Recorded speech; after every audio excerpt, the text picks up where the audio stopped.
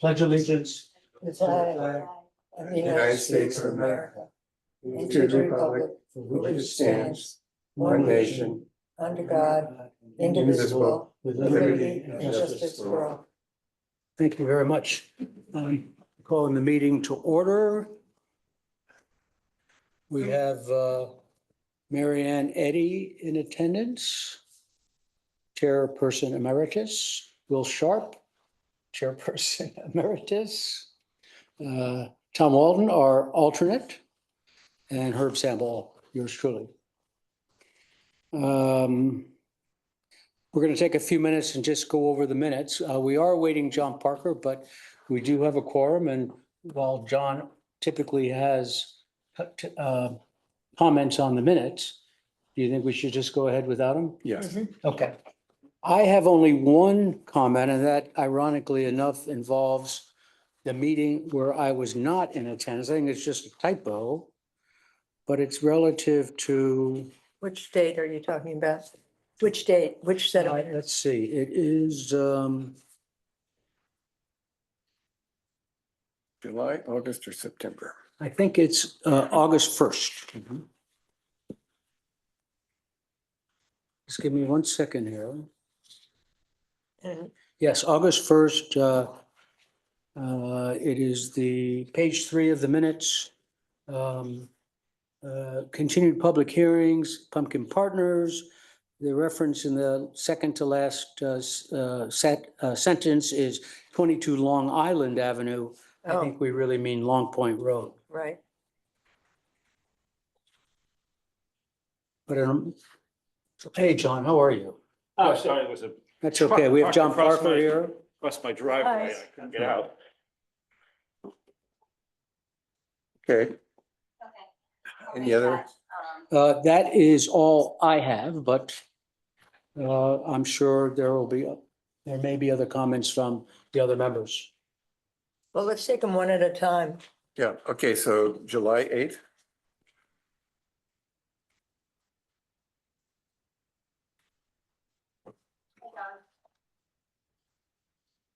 Or do you want to like record that John Parker just joined? Say it Do again? you want to just put into just say that John Parker has arrived? I think I did, but I'll say it again. Oh, did you? Oh, I didn't hear. I'm Yes. sorry. And our attorney, John DeCessio, and Brett Reiner is here, and of course, the inimitable Doris Alvarez, who we could not do without.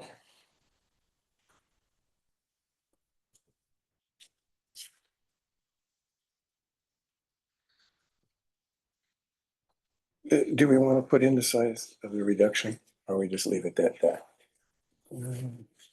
Which you're on July 8th. Yeah, Pumpkin Partners, this is the one we were just talking about, reducing it by I said that they would- 99 square feet. 83. That refers back to the memo where they said that they did do that. Yeah. Okay, all right. I mean, he's here, so you will have the ability and your time on this, ask him that question. Okay? Gotcha. All right, I don't have any other issues with Okay. July 8th. We Make go a motion to that we August. accept the minutes for July 8th. I'll second that. All in favor? Aye. Aye. Okay, so those are passed. Okay, now we're on to August August 1st. I'm good with what I saw. Well, with the one thing that you mentioned. No, mine was July. No, yours was Mine was August. August, sorry, you're right. I think Doris has that, right? Okay. Will, August? I'm good with that. I make a motion to accept the minutes of August 1st. There a second? Second, All ayes? Aye. Ayes have it. okay, Now we're on September. 5th.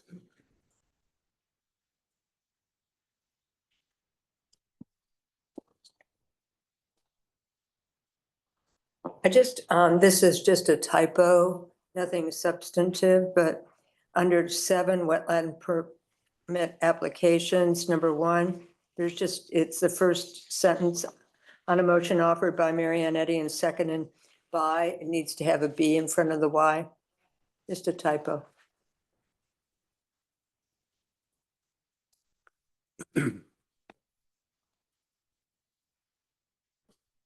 Will? are you I'm okay? good. I'm good. John, I know we caught you on the run, but you okay?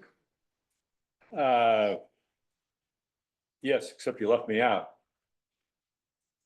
As attending? No, at the end of the meeting, I gave a report regarding the expansion of the sewer service area.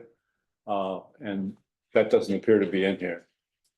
And I think I don't care whether I'm in there or not, frankly, but I think it's important that when we make reports on matters in general about the the village and whether it's stormwater or sewage or whatever, that those reports Okay, be included here. I agree. I'm okay with John getting you a sentence or two to include in the minutes So for, we want an update by John Parker regarding. I'll he'll email you. I'll tell you. Everybody all right with that? We don't have, Yeah. we don't have, Okay. we don't have to use up time right now. Do I hear a motion to approve the minutes? Right, considering that John Parker is going to make this addendum to the minutes. Subject yes. to the addendum? I make that motion? Mary Ann, I second. second All- Will, all ayes? All right. Okay.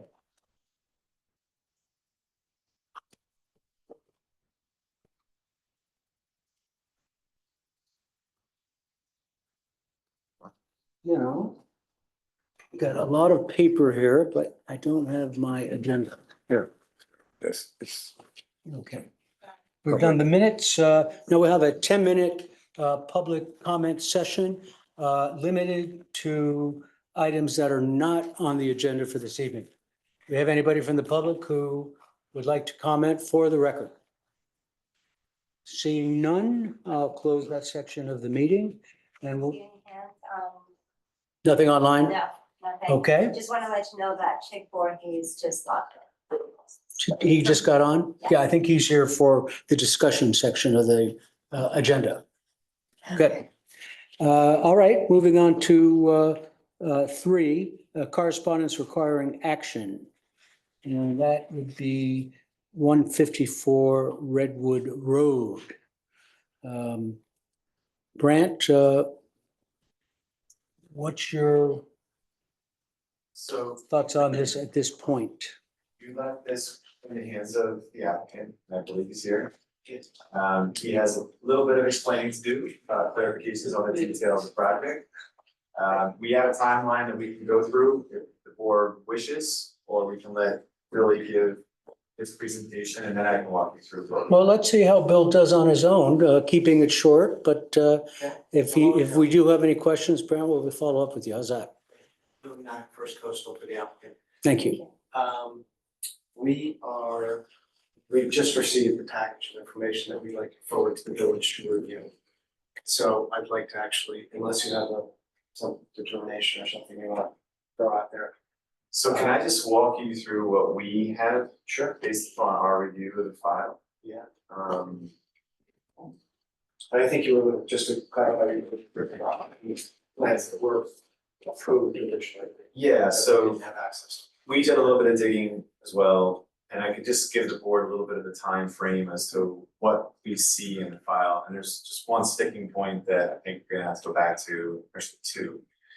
So I'll quickly walk you through it. In 2016, the permit was issued for demolition and reconstruction of a residence, swimming pool, some regrading, the reconstruction, actually construction of a retaining wall along the southern property line, some dry wells, and a new septic system. Now, in 2016, that predates the requirements for an IA system.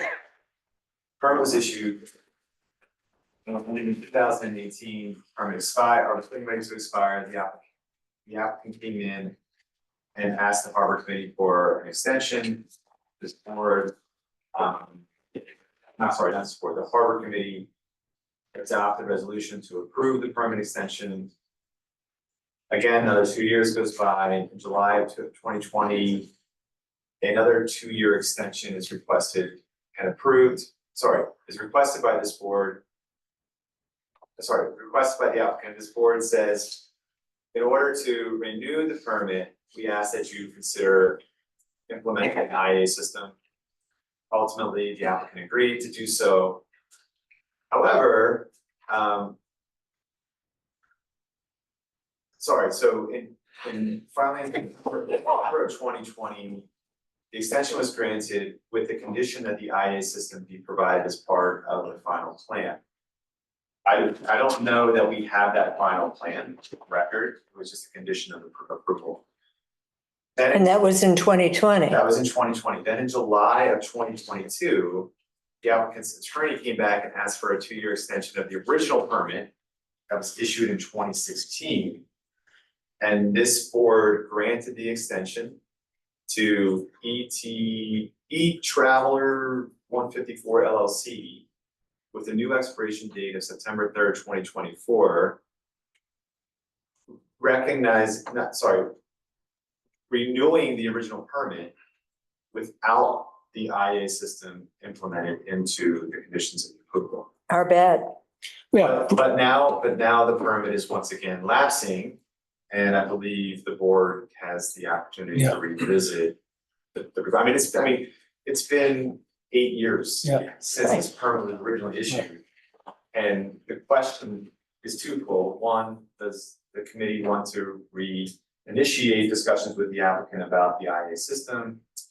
And then two, we need Billy to walk us through whatever details are associated with the project to reconfirm that what was originally permitted is exactly what they're asking to be renewed. I mean, technically, this probably should be looked at as a new application in some capacities, but, we wanna, in terms of expedience and, making this logical, we want to acknowledge the fact that if nothing has changed, a permit renewal may be in order, so long as it's consistent with this board's current policies. I think it's unusual that in 2020, we renewed the permit issued in 2016. I was on this board and I make it to most of the meetings. I don't understand why we would renew the permit that was issued in 2016, not the one that was issued in 2018. That's just what we found in the records. do you consider that an oversight rather than any kind of policy? Yeah, I don't, We can't, without going back and reviewing the minutes, it's hard for us to really tell well, the Well, I would minutes wouldn't tell you, consider- you'd have to listen to the recording. or listen to the recording. It could, listen, the attorney may have come in with some additional I don't- information, I don't know. Myself, I don't feel any need to really expedite this. It's been there for like 8 years. And maybe it's time to just look at the whole thing, but certainly an IA system would be, At a bare minimum, we'd like to see the plan. Yeah. Yeah. I think that's what. So we received the information from the architect. And I believe it's got it, I haven't looked at it close enough, but I believe it's got an updated Suffolk County Department of Health permit. So I'd like to provide that to your office, review it with Brant, make sure that everything is consistent. But an updated permit for a conventional system or an IA? system? I think it's IA. I don't know that, and I just got it, so I wanted to review it myself, send it to Brent to review it, and then we can cross things to see if it's consistent or not, aside from the IA. so we should adjourn this to the next. Yeah, and then you'll need an updated survey Updated survey, yeah, that shows the IA. exactly. I think that's part of this package, but I don't know, again, just got it, so I want to go through it. Okay. Okay, do I hear a motion to Just adjourn? one more question. No. Could you also point out any changes in the conditions from 2016, 2018, 2020, Sure. 2022 to now? Yeah. Because I think it's, although I'd like to expedite this, it's clear that I don't at this care about point, we could impose, new conditions that are consistent with, with the law, in regards to this. But if nothing's changed, we wouldn't necessarily want to do that other than the IA system. So I make a motion to adjourn this application, this discussion until, what's the date? November 7th. Until November 7th. Do I hear a second? I have a second here. I have one, I don't know that 30 days seems like you do have a little bit of work to do. That might be enough for at least Okay. Brent and I to review it, to see if we're consistent. Well, then they come back and if they're not ready, then we just adjourn it again. Yeah. We don't trying to usually save- adjourn it for more than 1 month at a time. Well, I'm just And trying I to can- save, Yeah, I can adjourn it if we're not ready, okay, but prior to In there, advance. yeah, okay. if that makes sense. All right, why don't you, Marianne, why don't you start again? Do you? make a Okay. Motion. I make a motion to adjourn this application until November 8th, Will, November 7th. I second it. all in favor? Aye. Aye. Thank Okay. Okay, on to part 4 of the meeting, continued public hearings. Do we have the applicant here for, or his or her representatives for 25 Terry Drive? Oh, yes.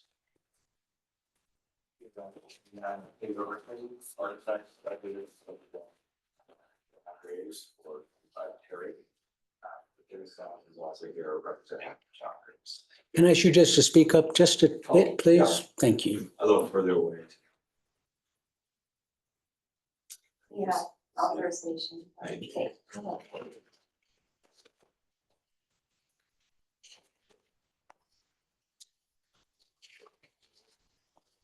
Hey, it's going electronic. It's going electronic. That's good. Oh, good. Can you do both screens, Doris?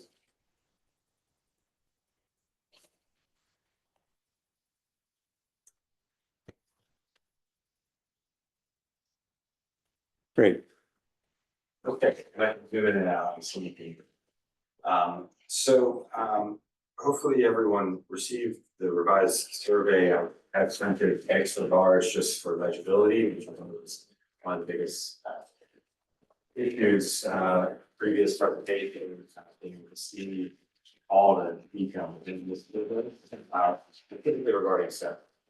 Like previously, what we're proposing. But I will highlight the key areas of discussion and last time. And the building, a proposed building addition first. Which was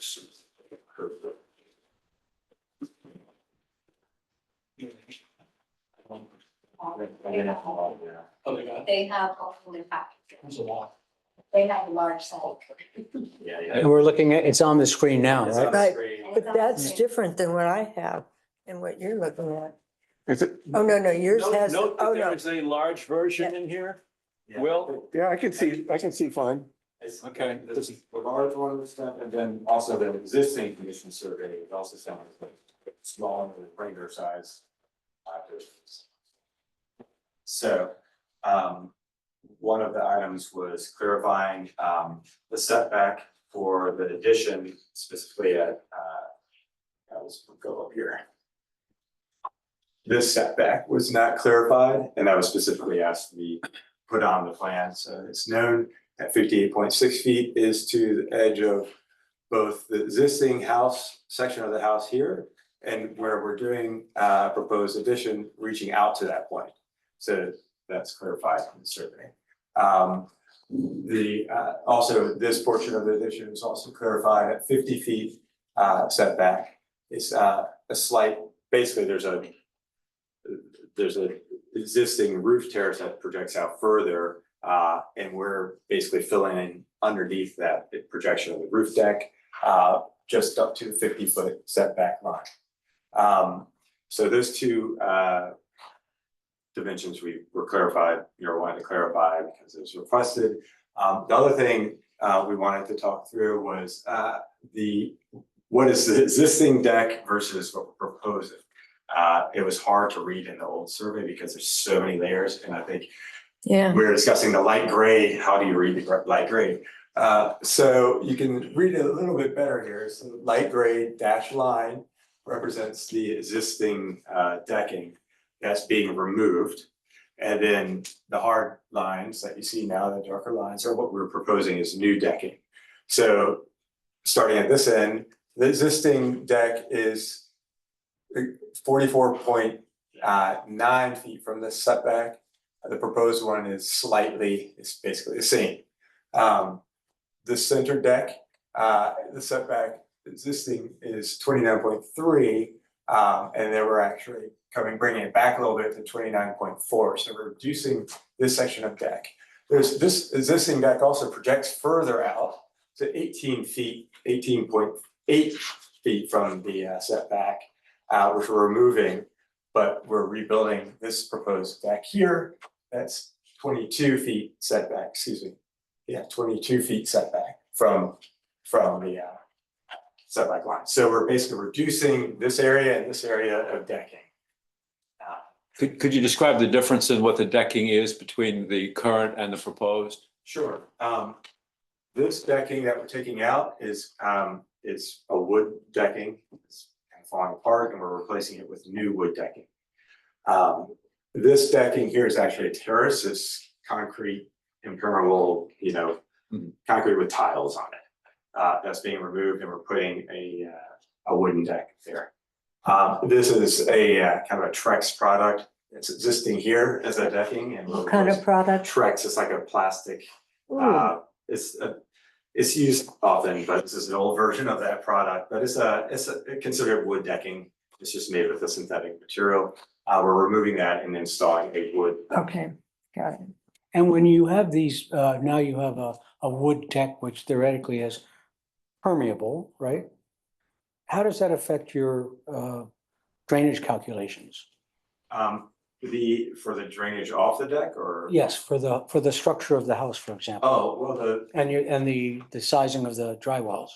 the sizing of dry wells are calculated based on the house roof itself. The decking being permeable, water will filter through and dissipate, but we don't have gutter system. We don't have it's a standard deck, so water will flow through that.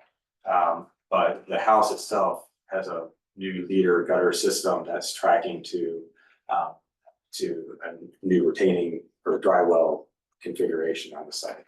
So the middle deck was tile over cement or something? And what was the foundation or footing of that? I don't know, it's built in the site. So you're gonna Next to essentially that. demolish all of that? Yes, well, it's basically up to this line of, this setback is where the current kind of I'm assuming it's concrete, but the kind of hardscape terrace is up to that line, so it's at 29.3, and we're bringing that out because it's starting to fall apart. So you're gonna take it all out Mhm. and you're gonna put a wood decking with what kind of structure underneath? Oh, it'll be on a sonotube kind of foundation with treated wood substructure. So essentially, you're increasing the permeable surface area of that. Absolutely. Okay, This whole area is non-permeable, the water flows out or gets underneath the tiles, and that's why it's being disrupted and popping out. yeah. It's a total mess right now. So both these areas, proposed deck and proposed deck, those are both pulled back slightly, Correct. right? Do you know the square footage of that? Because then over here, you're adding decking, right? Over there, we're not adding decking, but that's where the new one-story addition is going. Okay, sort of the same thing. Yeah, not the same thing, Well, I it's- understand. yes. But so do you know the square footage between what you've pulled back here in those two areas versus the new addition? Not off the top of my head, but I could calculate it. I would imagine it's. Isn't it, right? Did you put it in there? Oh, sorry. So it's not on top of my head. Excuse me. He said shed, he means shed roof, I think. Might propose shed addition there. Mhm. John, I just want to let you know that Lily Bell just lost Say once again? our harbor committee member, Lily. She just logged in. Oh, wow, fantastic. Hey, Lily. Okay, existing patio, existing deck. Okay, so the existing is 1,397 square feet. The proposed deck is 920. Okay, Sorry, 929. Patio, that center area that's impermeable is 74 square feet, and we're removing it, so there's no more patio on that side, or the water side. When you say shed on the plans, you mean a shed roof? Is that what that means? Oh, there's an existing, yeah, we're, On the east side of the house. yeah, on the east side of the house, There's a shed that we're proposing to put in addition. It's a one-story shed. We're proposing to bump it out a little bit. Like a storage shed. A storage shed. It's not conditions. So what's to the west of that? I see I see proposed shed addition.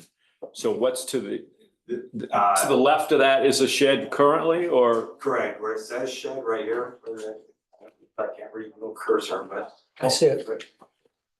This is an existing shed where the gray line is.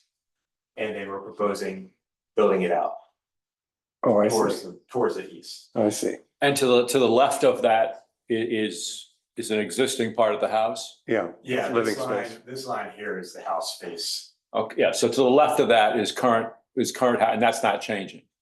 Well, we're adding on to it. We're proposing to add on to that shed that's right, that is there now. Yeah, but that, Not to the left. yeah, that block, Oh, we're not adding on to the house there. that, it's to the right where it says shed, that you're adding on to that shed a little bit. Yes, so Okay. where this hatch is, the diagonal lines. Yeah. That's the shed addition. Okay. And you've got those small areas of infill in terms of where you do add on to the existing house. That's correct, yes. So this may be mixing apples and oranges, but looking at this graph over here, under existing total coverage, proposed coverage, there's a difference there of about 314 square feet. But yet then, so here's where the oranges come in. Under the rear deck area, it was almost 1,400 and proposed is a little over 900. So you've removed overall decking of 468. Correct. There's a little portion of the, So what was deck has become oh, that would be a. a second hard one. structure, right, in addition? I'm sorry, repeat that, what is deck is. Well, you decrease the amount that was decking.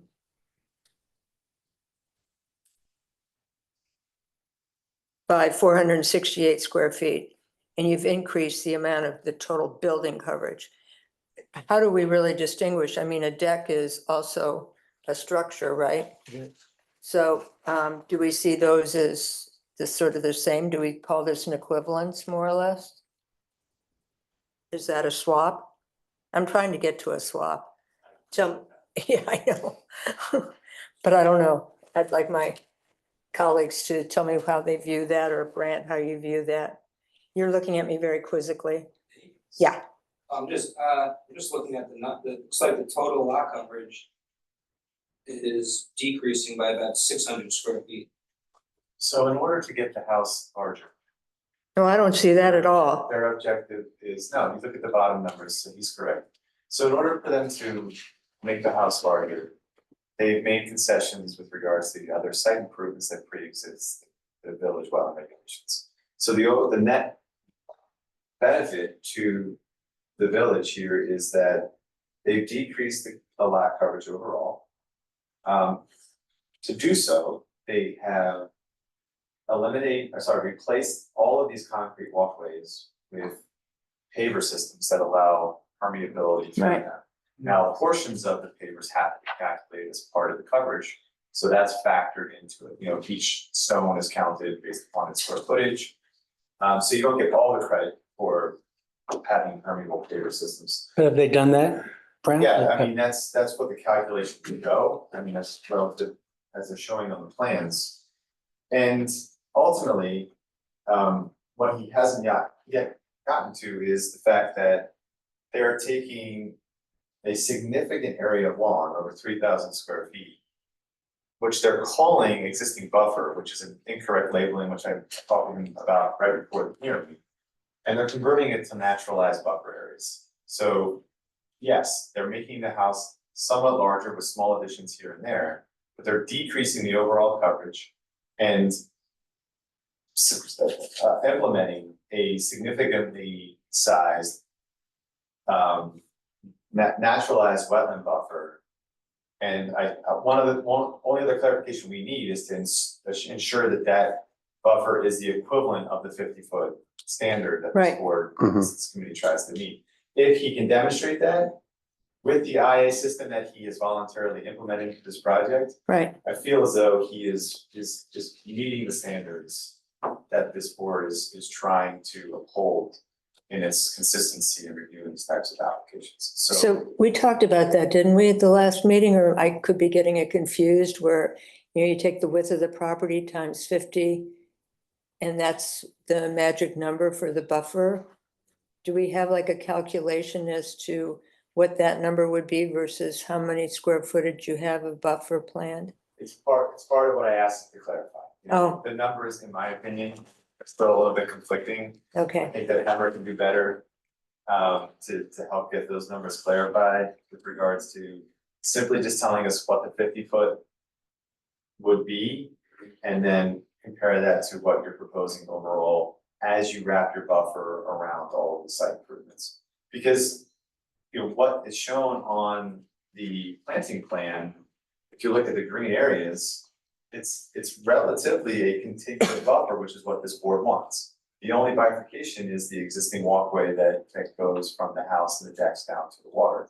So, you know, they're doing everything they can to meet your standards while trying to gain some square footage to the house and sacrificing other outdoor living space. Is it worth discussing the existing deck and walkway to change that instead of refurbishing, to use some type of decking that, what's underneath, how is this supported? The deck, the walkway out to the bulkhead? That we're not proposing to change the existing walkway and the stair leading. It just says you're refurbishing it. That's a matter of, I think, sanding it, treating it. I don't even think. What is the construction type now of that It's one? wood, yes, it's a treated wood. Just on grade? Well, there's a little stairwell and it's basically part of the retaining wall that turns back. It's cut into the grade. It's kind of cut into the grade, it's not either. Yeah, but so the bulkheaded land is retained, it's retained land. 90 degrees back. Yeah, it's Pretty retained much. land, so it's basically, think about a stairwell going into a basement, that's what it is. Okay. Treated wood, huh? So you're waiting for the buffer calculations? Well, yeah, I just mentioned it to him before the meeting, I was gonna wait for my opportunity to talk, and I didn't mean to cut you No, off. I appreciate it, you actually summarized my presentation. I didn't mean to do that, I just Yeah, trying to help out a little bit. What I'm getting at is you're waiting for buffer calculations that he hasn't done yet. So Yeah. that this would have to be put over to another meeting to receive those calculations. Now, whether or not we, go ahead and talk about giving a proposed permit at the same time, that's possible. I mean, I'm considering this as a long established, property. And that we're getting net improvements in a number of areas, including the IA system, which is to me, the biggest part of it. I mean, I don't really have much of a problem with this. I'd like to see the calculations, but from my point of view, this could be approved contingent on getting calculations which are acceptable. Well, So Well, that was Brant, it my says- recommendation. I'm sorry. Well, it's got proposed non-disturbed, non-fertilized buffer. Those calculations show 3853, existing wetlands buffer area 3113, proposed buffer area 3203. Do you see those? Oh, yeah, that's what I'm saying, that they don't make any sense, because there is no existing buffer. right, It's regular That's misleading. grass, it's misleading. That's There's regular. misnamed. But what I'm They saying is, misnamed that section of the property. They should not have called it a buffer because it isn't. it's not a buffer, right? right, so again, the clarification, Mr. Sharps, is that all we're asking them to do is give us what that number is for a 50-foot equivalent buffer, and then what they're proposing. We could And if probably- those two numbers match, then this board, again, your standards in that capacity have been met. And to Mr. Parker's point, if the boards is so willing to, they could adopt a resolution tonight, recognizing that they would be expecting there's a clarification that the proposed buffer will meet the 50-foot equivalent. And is I it, just don't want to put the applicant under that Yeah. gun if they can't meet that standard. and Brent, is it your opinion that it is feasible to meet that 50-foot average? I don't know. It's 5,000 square feet. I don't know how you could do it. If it's 50 times 100, it's 5,000 square feet. They're only showing 3,200. Yeah. Right, so again, the numbers don't make sense. Yeah. Like, I don't know. I think we just wait and have this measured Pretty and far off. calculated, and then we evaluate it next month. I kind of feel like we're kind of charging forward when there's like a lot of unknowns here. Because if they're proposing 3,800 square I don't have a feet, strong preference, really. again, that's commendable. Yeah. But if the standard says 50 or 5,000 square feet, this board has the ability to issue an approval for that. We just need to make sure that the record is clear. Right. But that's what we're doing. I think So- we're all in agreement of that. So are there any areas here that could potentially be buffered that are not buffer all the way along the perimeter of the property? Yes, we are proposing that. So both side yards, Are they included in this Yes. 3,800? I'll make sure that is fact, I think so, that Hammer has that, but I want to make sure. But yes, we're proposing bringing the new buffer or indigenous. All the way material down all the way here. up to here as far as we can go. What about coming all the way down here? Well, it could, there's a steep hill there, but yes, we can include it. Put something there wherever. that could be just ground cover that would be a native buffer kind of material. Yeah. I think they said There's they need a special tree in the middle here Let's that give we it a try. try to leave alone. Oh, yeah. It's a pretty Don't- amazing tree. But yes, I mean, we could basically put it in all areas that are not otherwise covered. 5,000 square By feet. construction. Well, Right, or that tree. Or that tree. So you've got your Or homework. plane trees. Yeah. You've So got why your don't homework. we get back here together and look at just that one issue We can next just year? focus on that. But there's gonna want to Great, be and a I'll vote make on sure it, on that, in that The case. survey is, In other words, they don't want to make it Properly automatically outlined. if contingent. we can hit it, we can, if we can't. Let's see how close you can come. Yeah. I'll give you everything we can. Brant, do you have any other comments? Sorry, my computer just went haywire. What's your feeling, Marianne? I would like to just see this buffer thing and then we give it, but I'd like it to go to next month, Table it to the next, table the next month and see this, yeah. Don, Just give me one you second, would like sorry. us to approve that with some sort of. Yeah.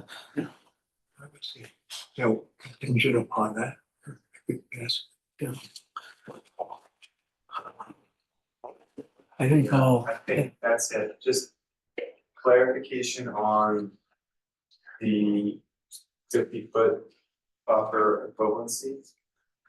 You know, again, just look at the standard, it's written into the code pretty clearly, and that needs to be consistent on the survey and the planting plan. Yes. And then I just had some questions about the planting plan, there's a note about perennials. Generally, we need more. 90% of the planting plan is sufficient, but then there's just one note about perennials. And generally, that just needs to be clarified as to what species. That they're the native owl that's gonna be belonging to the site. so Brown, if I'm not mistaken, the issue is whether we authorize the drafting of a permit based on meeting the 5,000 square foot buffering requirement, or we simply table it to the next meeting. Is that a fair? I recommend you consider tabling it, because if in fact 5,000 square feet is the number. Given the improvements on the property, it might be hard for them to meet that, so we'll just have to come back and give justification as to what they can propose and Yeah. the way your Right, determination based upon that. It's unfortunate, I'm sorry, it's gonna have to put this off for another meeting. You know, but I think in order to make the record clear, it's in your best interest to make sure those numbers make sense. It looks like the back of the envelope says 5,000 square feet and they're at 38. So if they can get closer to 5, it's good, but right. the back of the envelope says 5,000 square feet. But I think you're right. So Let's see how much more you can eke out of it in the next couple of weeks and get back here again next week. Is that really the only, Month, is so- that really the The only? board can agree that, just one quick clarification. I think other than that, the board can agree that your other issues that you've been discussing have been satisfied. And just giving him clear direction on that one matter, so that this board clearly comes back, that all we're talking about is doing that. That map, you know, what that comparison means, and hopefully, we'll have enough information for you to make a decision. What's the status in the health department with the IA system? Well, we're holding until approval for processing it through the health department, so, Have you applied? no. We just have it designed and stamped and ready to go, Okay, Oh, okay, but. okay, well, yeah, that's, so that's once we get something. Through, you know, it's obviously a concession that won't go away, and we will hold on to it as soon as we get through. This is our last board to present to, we'll have the ability to go for a building permit, in which case we'll go for the health department. Okay, we need to get signs that go in after an IA system says another proud owner of an IA system, because I think it actually is a commendable thing you're doing. Also, I appreciate the fact that you've gone electronic. yes. I've moved on. A new world. Yeah, you're no longer. We're Mr. moving in Analog. that direction, if you can believe it, so. It worked out great. All right. Good. So do I have a motion to table this until the next meeting? Yes, November 8th, is it? November 7th. 7th, sorry. A second? I mean, Second. All in favor, say aye. Aye. Aye. Lily? Lee, Lily? But she's not voting. you can't vote, I don't think. Okay, Thank you. thank you very much. Thank you, and thanks for the larger, online. You may have calculated, maybe I was the only one old enough to have needed it, but, Yeah. Okay, the next item on the continued public hearings, number 2 is 53 Bay Street. Do we have the representative of the applicant here?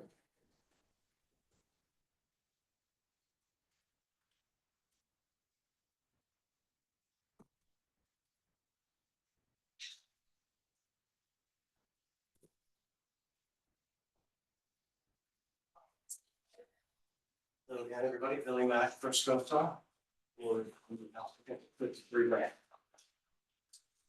We discussed this project the last time, we separated the dredging from the dock reconfiguration, which is one of the, Right. just the dredging at this point. I think we have all of that. Worked out. Do you have like DEC permits and Army Corps and all those others hurdles? Who were the last ones? That's This is off topic, but at one point, and I think you were on the conversation, we were suggesting to the owners of the yacht yard that they consider putting in a pump out. Has there ever been any conversation about that? Do you remember that? It was a long time I ago. remember that, it was a long time ago. You know, the trustees pumping system. I know that's a lot of work for the trustees, but it seems like it's very adequate. What? You're talking about, you mean the pump out boat? Mobile pump out system, yeah. I don't know. I was just in a meeting with them. They were really excited about having more pump outs. Who was? I think there is The a second, trustees. I think there is a second There's two pump out boats. boat that just came on. stream. Yeah. I know, but, well, I don't know, you're a boat owner, I'm not, but I know sometimes people come in the summer at 6 o'clock and there may or may not be a pump out boat available. Sort of the idea of being a publicly available, or even just for the boats in the yacht yard. This is off topic, but I would just encourage, tell them that somebody brought it up again and was like knuckling down on it. Because they, in other yacht yards that they own, they have pump outs. He brought that up when we had that conversation maybe 2 years ago down in Maryland, so they know how to do it, know how to manage it. It'd be interesting to know, maybe it hasn't been successful in that, you know, down the Atlantic coast marina, but it seems like it would be. Because the person whom I understand that mans that, the pump out most consistently, the guy who's there till 11 o'clock at night is like, how old is he? 70? Yeah. He may not be like Careful, doing that. I mean, careful. we need to plan for the fact that he's gonna give it up at some point. No, I don't think you will. That's a great job. I love that job. Okay, so we'll see you out there. Right, right. All right, so what is the, Brent, would you like to speak on this at this point? Based upon the notes from the last meeting, the harbor committee adopted a resolution to authorize approval of the maintenance stretch as first component of this project, separating out the marina reconfiguration in terms of floating docks. So again, that resolution is in the minutes. We have the actual permit drafted for your signature tonight. You don't have to take any action on it, just simply sign it based on, the resolution that you adopted. And then per your orders, we actually prepared a separate permit for the marina reconfiguration. And the purpose of that, the board taking action last meeting, was to expedite the dredging component because Billy and the applicant demonstrated that they are in a tight window for dredging restrictions. So we have drafted a permit for the board's consideration tonight for the marina configuration, assuming that it's willing to close the public hearing. And then conduct secret. We have to finalize secret. We have the draft secret resolution ready as well. And then also complete coastal consistency determination based upon your LWRP policies. It's all ready. Again, assuming that the committee is satisfied with the project. I know there was questions about whether or not this board had the authority to issue the permit. I think we're past that. I think council has consulted with the applicant's counsel, so we recognize that the board has the authority to issue this permit, issue this determination for the reconfigurations. So I want to thank JR for that, by the way, so thank you.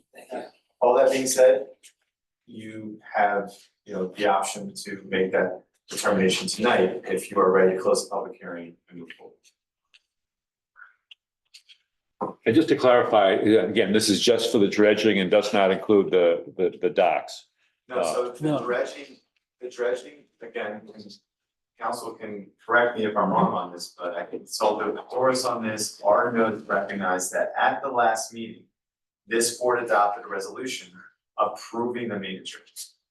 So Yeah. thereby. Approving what? I'm sorry? The The dredging. I just maintenance couldn't hear, dredging. yes. Thereby, issuing the permit. You just didn't have a permit in front of you, so we drafted the permit for you guys to sign. So you have to have a physical permit in the record recognizing the maintenance dredging. The applicant will have a copy as well. And that's what we're here to do tonight, full No. stop. No, So that permit's here for you to sign. okay, Yeah. Your second order of business with regards to this project, it's the same application, right, but the other half, is the marina configuration. You have an open public hearing that was continued for just that. The maintenance dredging portion of the hearing was closed because you took an action on that last meeting. So now we're talking about whether or not you want to continue the public hearing on the marina configuration. And, what matters you want to discuss, because council has already consulted with the applicant's counsel on the issue of the DOS and whether or not this board had the authority to issue any determinations for or against the project within these waters. Which you'll remember was not the applicant's original position. Right, because they submitted an application. right. So again, we're past that. We recognize that. We do board have has the authority. To make an action on it. And now the question is whether or not you want to continue with the public hearing, or if you're satisfied and ready to close the public hearing. But you did have some questions for Billy about where the configuration and whether or not it was within the confines of the marina. So again, if you want to continue discussions, you have the right to do so. So let's see if anybody has any additional questions I- right now.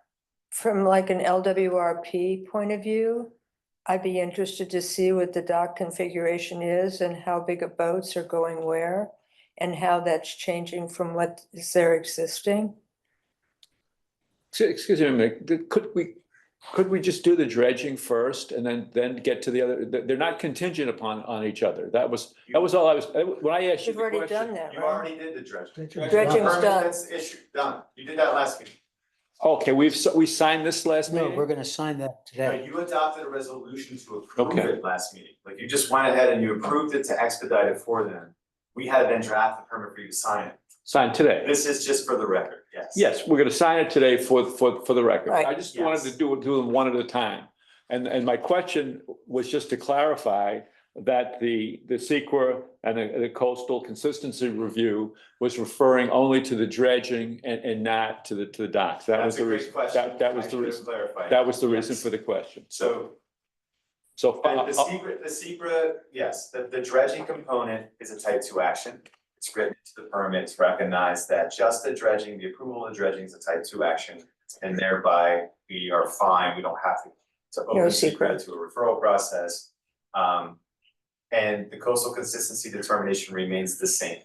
Previous to what I was already mentioning with regards to the overall project, we found it to be consistent with LWR.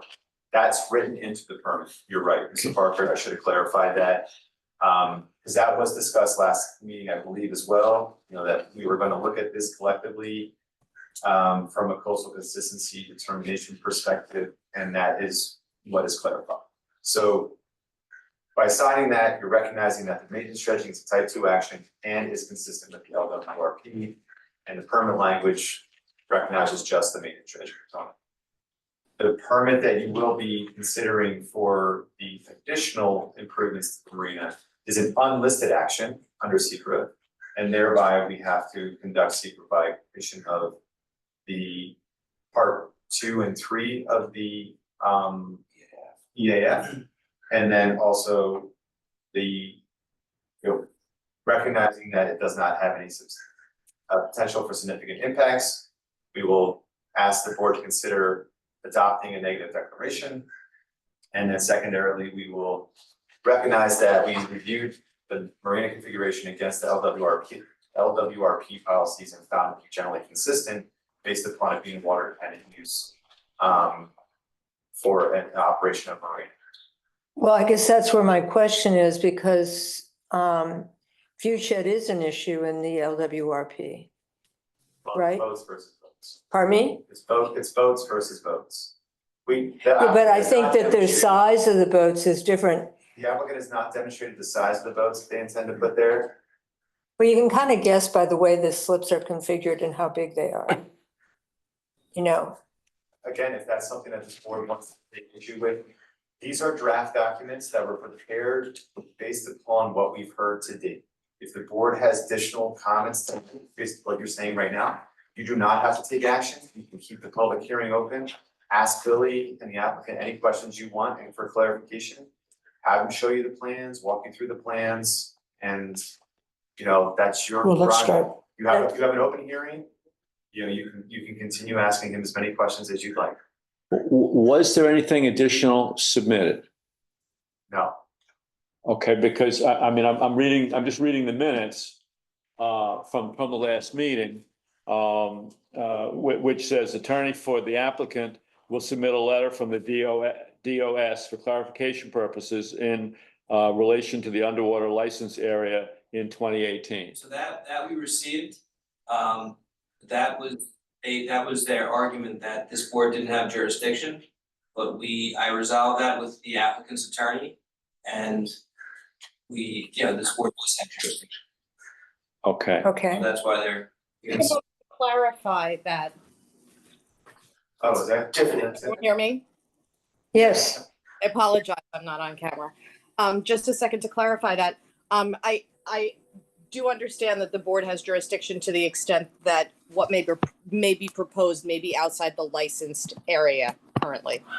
But to the extent that anything is within the licensed area, the board does not unfortunately have jurisdiction. define licensed area. What are we talking about?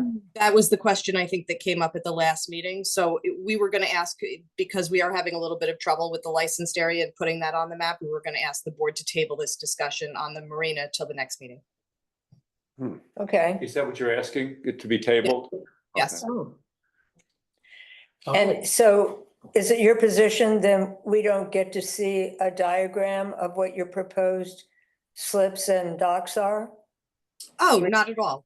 Not at all. We're working on getting that together for you. Okay, great. So we can, all right, so All right. cut this short. So what are we here for tonight? Just sign what we agreed to last week? Okay, let's see Do I hear a that. motion to table this to the next meeting? I make a motion to table this part of the discussion or the application until November 7th. A second. I second. All in favor? Aye. Let me just add to that quickly, though. I mean, I did take time to look at the harbor management chart, and compare it to what your current, docks are. and the concern was whether or not with this new configuration, depending upon the size of the boats, that they Right. would go into the channel area, and that's still my concern. So that's, I'd like to see something. Yes. So we'll see that next week Yeah. or next month. It's gotta be presented graphically. Okay. Thank you. Thank Very you, Thank you, guys. thank you. Thank you. All right, that's it for the continued hearings. Now for the public hearings on new wetland permit applications. Number one is 48 Redwood Road LLC at 48 Redwood Road.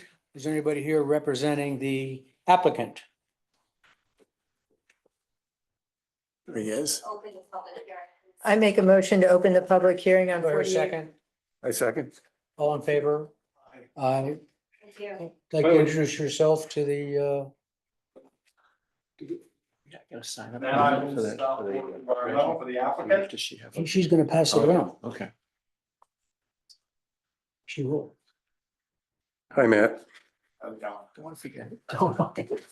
All right, you guys want me to run through this? Yes, please. Okay. All right, so the applicant is proposing a swimming pool with spa and coping, contains 557 feet, 80 feet from the wetland boundary. Front patio, which is gated with pavers and sand, that measures about 366 square feet, 79 feet. Surrounding all of that, is a retaining wall with steps, that's about 121 linear feet, that's 70. Full place at 138 feet to wetlands, measured 190 linear feet in space, 75 feet of the boundary. We're gonna work on some fill in the area under it. And, that's gonna come to 60 cubic yards, 79 feet. Separately, we're proposing a dock consisting of a fixed elevated catwalk measuring 4 foot wide by 112 foot long, which is gonna end, the fixed dock platform, at least 6 foot wide, 10 foot long, dock's gonna be comprised of non-treated materials. The top decking is gonna be open break, some of the roof flow. We got approval from the Department of State so far for the dock, from the trustees so far from the dock. Should have DEC approval for both the pool and the dock, shortly, I would say, on the next couple of weeks, still waiting on Army Corps. As you can see on the survey, we're proposing a standard 50-foot line buffer. I'm gonna ask the board later, and probably Grant, about how we're gonna either revegetate this buffer actively or how actively revegetate, because it is kind of natural there. And that's probably it. You can answer any of the questions. Brent, do you have a report on this that you'd like to summarize for us? I don't have that. Is that good? Yeah, so Graves with the residence? application, first and foremost, Chair, you know, go ahead now. the applicant is proposing, what the applicant is proposing within the upland areas meets the standards, setback requirements from F 385. We are proposing a 50-foot non-fertilization buffer area. Basically what it boils down to for us is the discussion about what the applicant intends to do with their buffer. There was some reference to possibly a passive restoration of the wetland buffer. Based upon a site inspection reviews we did back in 2023 on this property. The buffer has some good components to it, but could use some help, you know, what we would be recommending is the applicant consider committing to, or working with the board on an invasive species management program. And a preparation of a planting plan to demonstrate an active restoration to supplement whatever is there. That is salvageable, and work with the environment within which the buffer exists. So anything that's relatively naturalized, but competing with invasives should be addressed. And that would be in the form of some kind of updated planting plan to demonstrate where the existing vegetation would be May I share? and where the active restoration would be required to supplement the plant materials that are there. Now, Matt, what were the calculations for your buffer? Oh, it's a square footage? Yeah. They're not on the survey, I'll put them on the survey, but it's gonna be roughly 4,000 square feet. Right, but it looks like if let's see. Is it, oh, I see, it's 50 by 86. Okay, so that's 4,300 roughly. So is it a match? It's approximate, yeah. Yeah. Yeah, Another thing I would like to bring to the board's attention is that they are proposing a gravel pathway through the buffer. mhm. Just making sure that the board is aware of the type of material that they're asking to use. I'm anticipating that's going to be a pea gravel. Perhaps the board is to ensure that it's not like a crushed bluestone or something that would change the pH of the soils around it. Or the hydrology in that. So is this the type of situation where sometimes people use like that light permeable material? Or is it better to have it at play at, No, so his catwalk is going to have through flow material on it. I'm talking about the actual at-grade path that goes through the. Right here. Yeah. Here. No, I know, but is that sometimes also something that we want to be light permeable? I'm just thinking about what we did recently over, I don't know that the board has taken that position with regards to what, these are pathways through buffers. yeah, We don't need to do an elevated structure through there. It is a pretty expensive endeavor, and it also does have a visual impact. We start to put grade structures in buffers. An at-grade pathway with natural materials, either like I said, like a pea gravel, it's a locally sourced film. Or something that is, also like a sand or. mulch, haven't we used mulch before? Mulch, can be a little bit tricky depending on the type of mulch that it is, like you say natural mulch, but. Yeah, what's nobody natural understands mulch? what that means. So it only gets elevated seaward of the buffer. What's that? I'm sorry. Well, the catwalk, when the topo drops Yeah. down. Going back to that, when we initially applied for this, especially with the DEC, we actually had the catwalk coming through the buffer. Yeah. Yeah, DEC came back to us and said, no, we're not gonna allow you to put, an elevated structure through that area. Sure, which actually is better for the owner anyway, because this thing's gonna be a monster of a job, and it's gonna be a lot of money. all right, so that. So, I mean, he's amenable to pea gravel or however, he gets it, this is gonna be a pervious material that's natural. And I don't think he wants mulch, because again, you get a good rain, that's just Fine. something washes all away. So the 112-foot long catwalk starts just landward of the mean high water mark. No, just landward of the wetland. Yeah. But most agencies are gonna require you to be elevated over a certain height over the wetland. Mhm. I'm just trying to figure out on the Isn't it survey where- This exactly is not the where it gravel, then starts. this is No, the elevated. gravel's here to here. Oh, John was see. asking here. right, I'm sorry, that's where I was thinking that we were doing elevated, and we are doing elevated. Yeah, that's what it says. Right, So it's from the landward edge of the wetlands boundary. Mhm. and then the pea gravel is proposed for the area There's a here. big right? hinge there. And just note that the catwalk will be elevated 4 feet over grade through the wetland. To Wow, allow the spartina and the natural vegetation to flourish underneath it. Handrails and everything?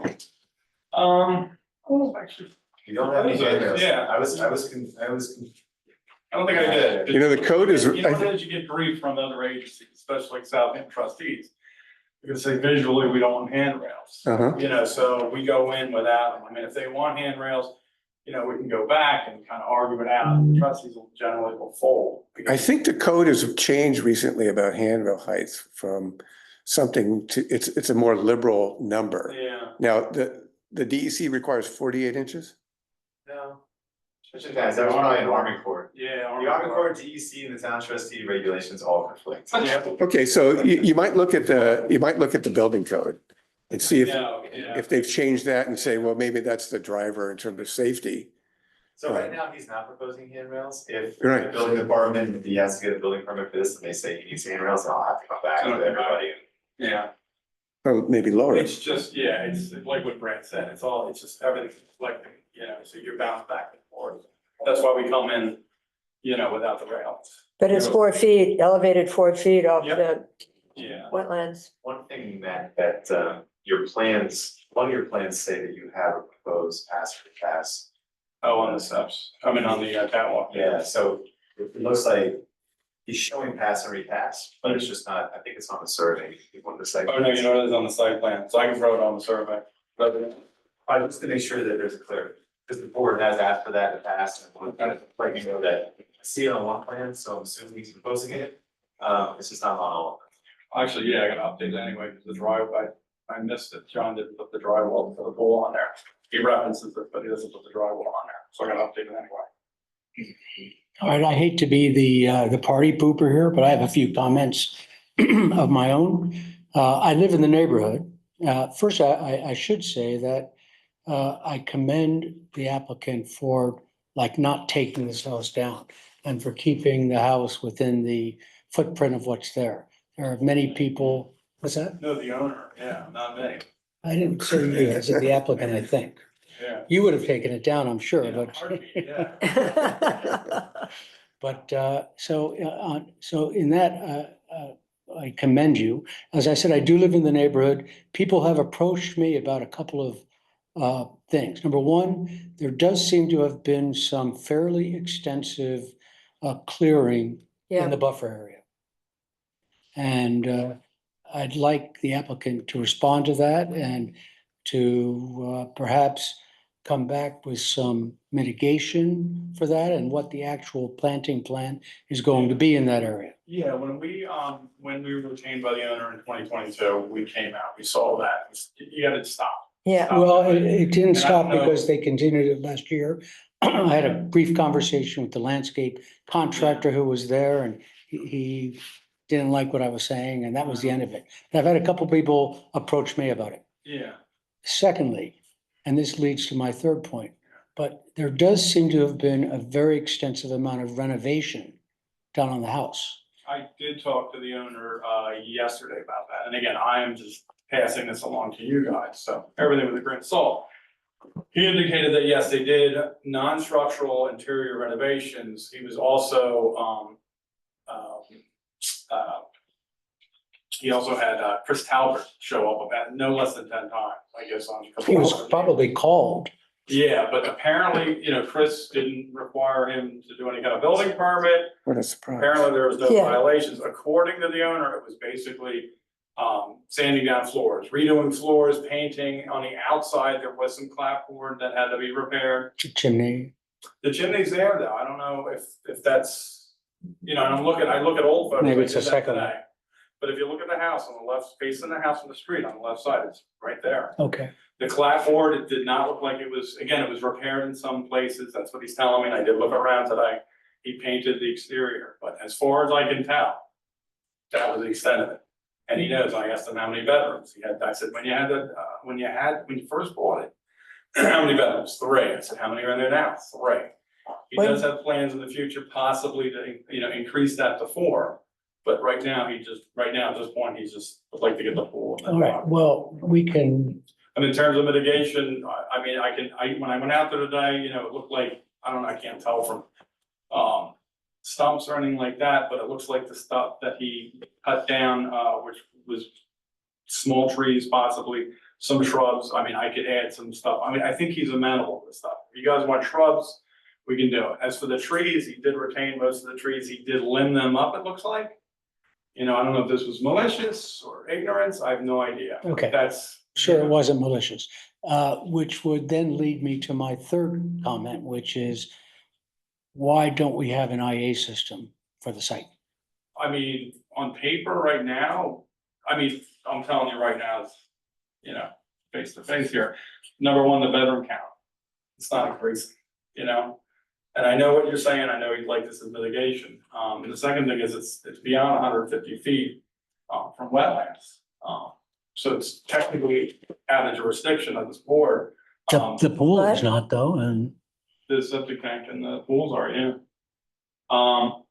no, but the swimming pool is not No, beyond. the pool is, but the septic system is not in jurisdiction. I'm talking about a swimming pool. I thought you were talking about an IA system. You first asked about the IA system, so why is Yeah, he pointing it out? Oh, because he's saying that the IA system is outside of 150 feet or the current system. I'm saying that what you're asking for today in terms of a permit is within 150 feet Yes. and is within our jurisdiction. Yeah. That's the point I'm making. Okay. Yeah. So having didn't said ask that, about and given some of my other Yeah. concerns, would the applicant be willing to do that? Because Yeah. over and over and over again, what all the experts have said is that the biggest single source of point source pollution for the cove and the whole cove complex are non-conforming or older septic systems. And that's the only way we're gonna get this thing cleaned up, along with the Yeah. enforcement of our other wetlands permits. But No, that's I- the key thing. Yeah, and I did explain this to him, and I explained the grants out there, the whole thing. His plan apparently is, he would not like to do it right now. He is gonna come back and do some kind of, it's gonna be interior renovation, but that is gonna trigger at some point the expansion, or not expansion, but the upgrading of the system to an IA, so that will happen. But So right why doesn't now, he he do it doesn't. now? You know, it's kind of like he removed a lot of Yeah. material down there. no, I get And it. but I'm sorry that, Yeah. code enforcement didn't go and slap him and stop him, Yeah. but it would be a good move. No, I get it, but the other thing too, I was going over the aerials today, and I mean, not to say, oh, we're great, we're wonderful, but you look at this guy's property versus, you go west of this property, it's just long down the road. So yes, it looks like he did clear this area, but so far, it seems to be growing in fine. So I mean, you can slap him on his wrist and say you're gonna upgrade to a sanitary system, to an IA system, but I mean, he's putting in the 50-foot. I don't see it as a buffer. slap on the wrist at all. I No. see it as being a good Well, citizen. yeah, if we said contingent on an IA system, what do you think? You can't do that for Yes, we something out of can. your jurisdiction then? I'm just putting that out there. I'm not, I'm not, maybe the lawyer here could sort of define this. I think once you have a property that's within 150 feet of the wetlands or the mean high water line, and everything on that property is sort of subject to our yes and nos. I don't think it's just individual structures Yeah. that are like within 150 feet. So if you put in like a house, that's like 200 feet from the wetlands, I think that there's still issues there that come under the purview of this committee. Yeah, that's my question. I can, I'll have an answer for the next. Yeah, we looked at that before, and Okay, so, so then. and here's the thing, like the whole idea that he was like, well, at some point, we're gonna add another bedroom, then he's gonna dig up his whole yard then again? Everything that's been landscaped? No, I know, I think that's all gonna, in his words, basically, all the disturbance is gonna be on the other side of the house. You know what I mean? The sanitary system, I don't know if you've been out there, there's extensive landscaping, there's beautiful hedging, the whole, he just doesn't want the whole place to look like a bomb head. He would rather just. He's not gonna want it done in a couple of years either. Let just have one bomb hit. No, I get it, and we sometimes say that to our clients, Yeah. in this case. Well, I'm hearing in this little group of ours, Yeah. a fair amount of support for the overall plan, including the pool and the buffer and everything else you have on there. But there is a tremendous concern about the continued use of a conventional system. And perhaps when we adjourn the meeting for tonight, we Can you- revisit, Can you describe, and let me just finish her. Or you want to? Yeah, I got a Let her question. finish his, okay? you cut him off Go ahead. mid-sentence. No, go. Well, it's a technical question before we cut it off. I just would like you to describe the 8-foot retaining wall. I mean, the elevation 8 retaining wall. Okay, so if you're looking at the survey and you start at I guess that'd be the southwestern corner there. Actually, I wish I had my other one here, but that's at 0 feet, believe it or not. It's the top elevation of the wall is an 8-foot elevation. When you go to the northwestern corner, it sticks out of the ground about 2 feet. Okay, and then follow it across to the east, to the northeastern corner, that's gonna be the highest point. It's gonna stick out about 4 feet high in that spot. What? Then when you run towards the south, back towards the street on that return, Mhm. the retaining wall actually drops in elevation itself and then basically just goes right into the grade at the end point there. And give it the proposed concrete retaining wall elevation at wall end equals 6. So that's just gonna merge right into the grade. much Right, that's the grade right there, yeah. Yeah. So there's gonna be some substantial earthwork to put that a 16 by 28-foot pool. I guess Chair wants to table this until the next meeting. Maybe you can come back with a green light on the IA system, Matt, I don't know. Well, I'll talk to the owner.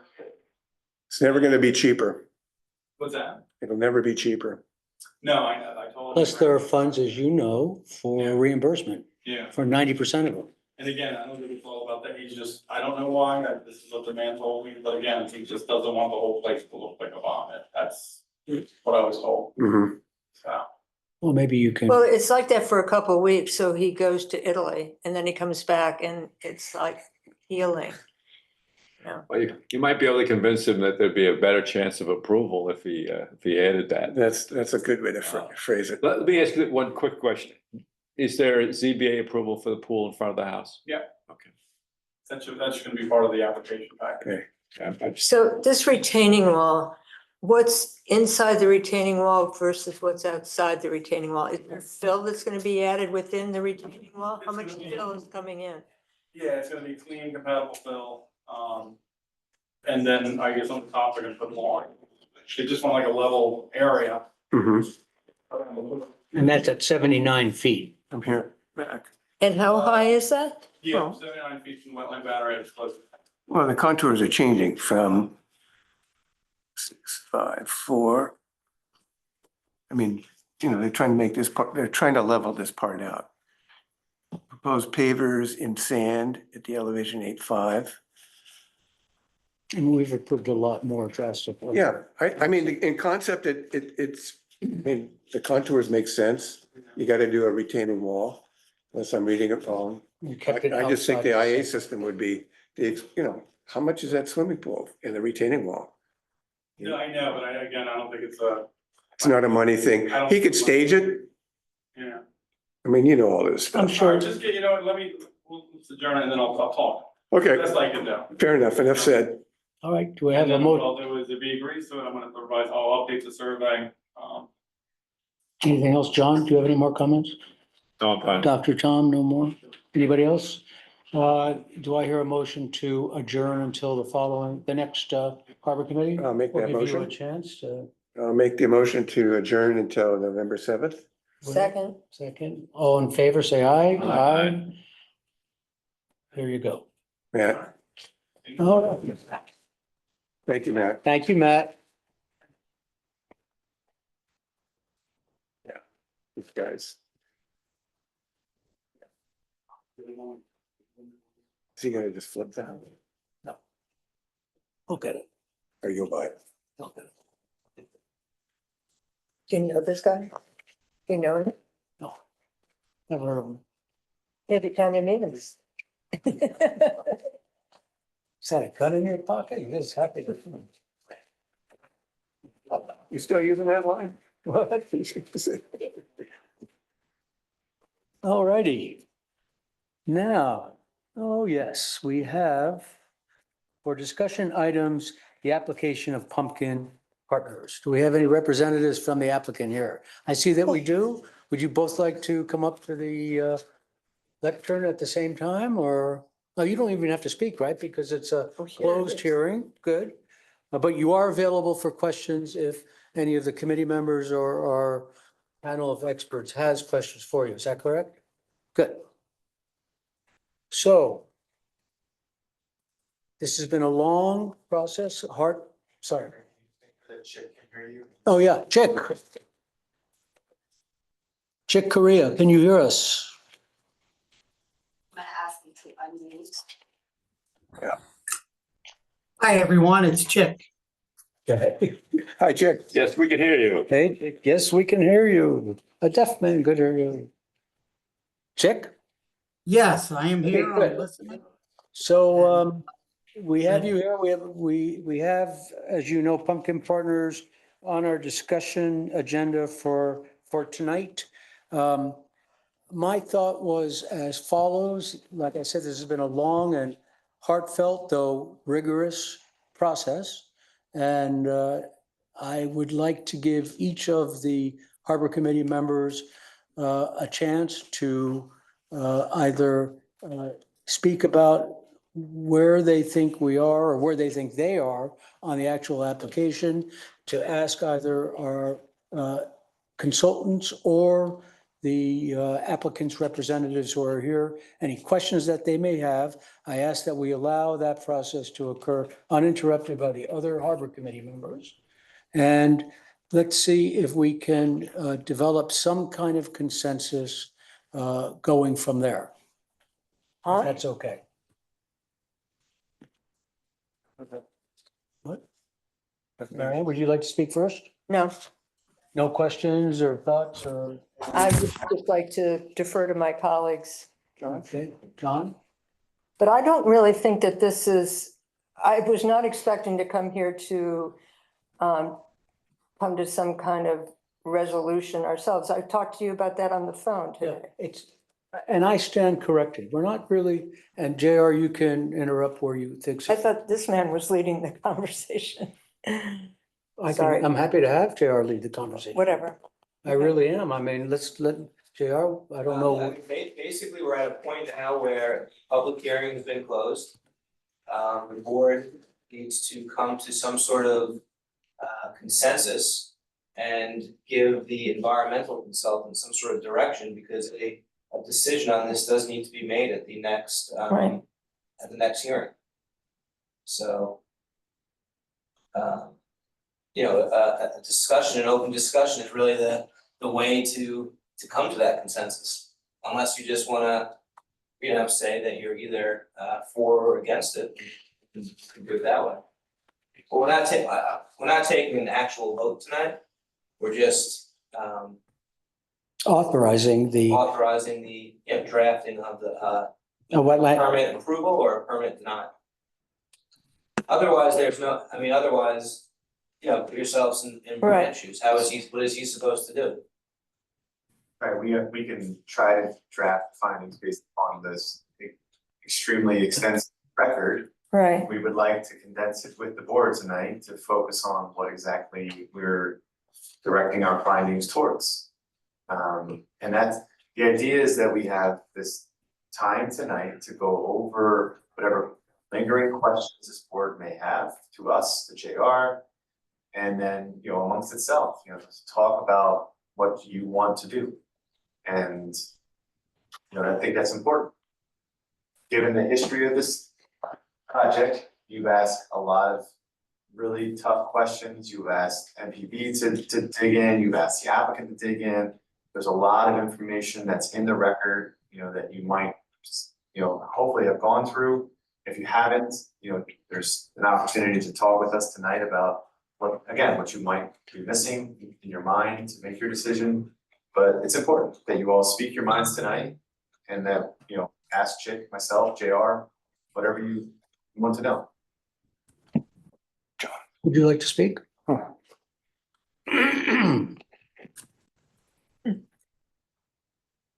As Brent said, considering this has gone on for years, the record is voluminous. And I'm sorry, can we, you just say your name? oh yes, Mary Jane Asado, Brooke Flanagan Asado, 21 South Main Street for the applicant. Thank It's gone on for a long time. There's a lot of material. I think that if the board today in your discussion says, look, we have to refresh our recollection and sort of go through a summary for us to come to an internal discussion, not exactly publicly, because obviously you can go into executive session. If you need more time, essentially, there is right now, it's to November 7th.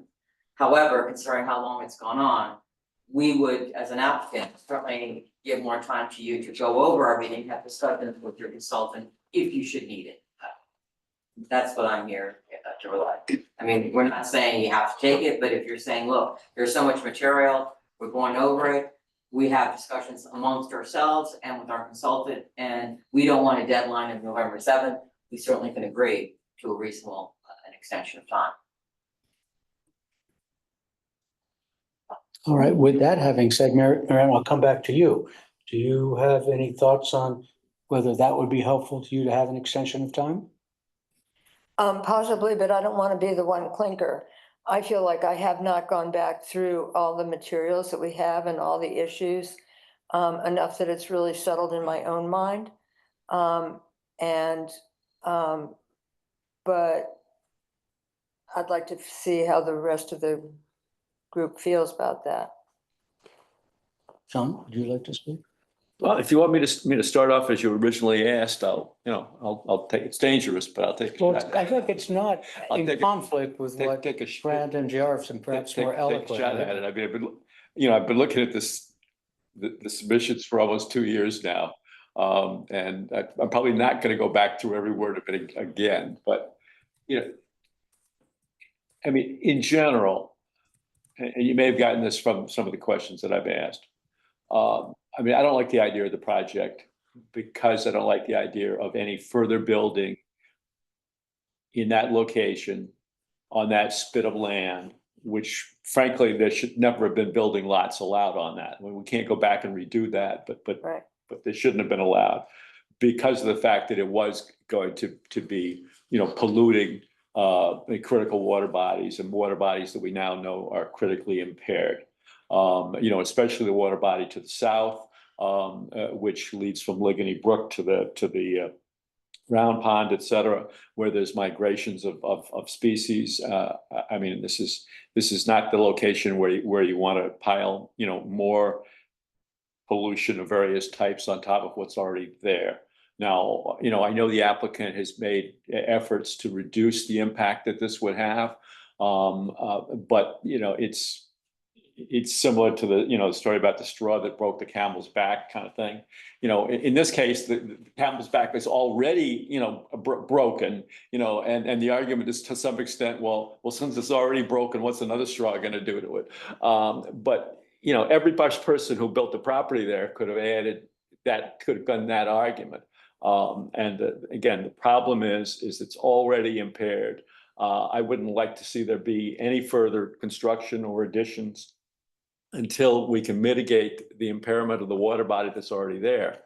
Now, unfortunately, I don't think the law allows me to do that.